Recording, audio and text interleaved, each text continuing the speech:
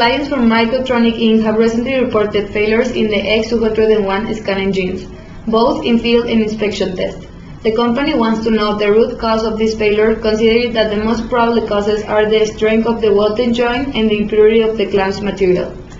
The person that can make fundamental changes in the process is the engineering manager, and the person that links management with the project is the production manager. The study started by prioritizing the models of the scanning genes with the purpose of finding the model with the highest percentage and focus to analyze that model. As we can see, the X201 has the largest source of failures with 60% of all.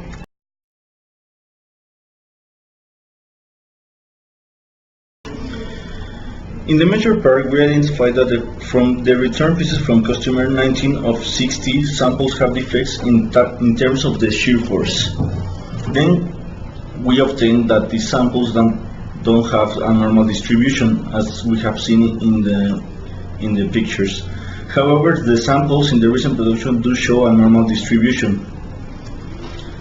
When considering both possible failure modes, we have to consider that a defective piece can have more than one defect, and thus, even if one of those defects is rectified, the piece will continue to be defective.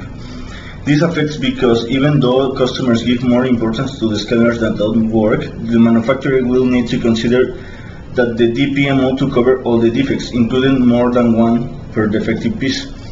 The way to get the DPMO is to consider the checkpoints each unit passes to get the opportunities of failure it can have. We must divide the total defects over the opportunities and multiply this by 1 million. In these methods, we can determine the current state of the process based on both the 60 field return samples as well as based on the 100 recent production samples. This will give the current state at the moment of production of said samples.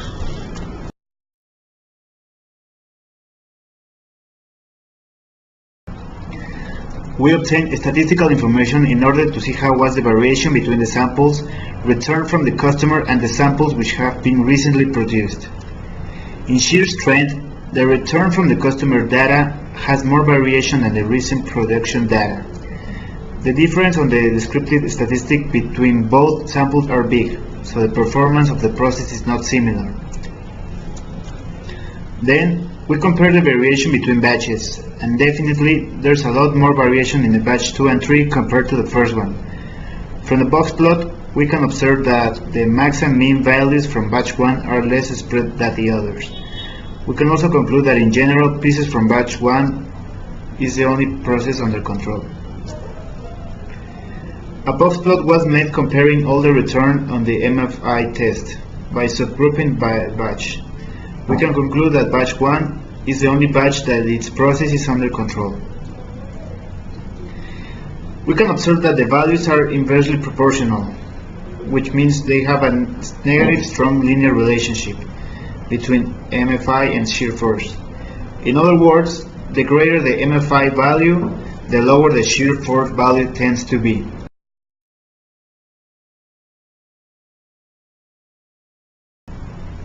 Some improvements to have better results for the engines include: number 1, text traceability. We can see that the defects occurred in batches 2 and 3, but not in batch 1. We must investigate what production problem occurred between batch 1 and 2.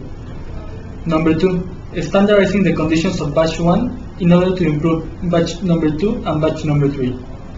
And number 3, we highly recommend adopting the Kaizen philosophy. If we take model X201 to a 3 sigma standard, we will have a cost reduction from over 13,000 to under 7,500. This gives an annual savings of more than 23,000.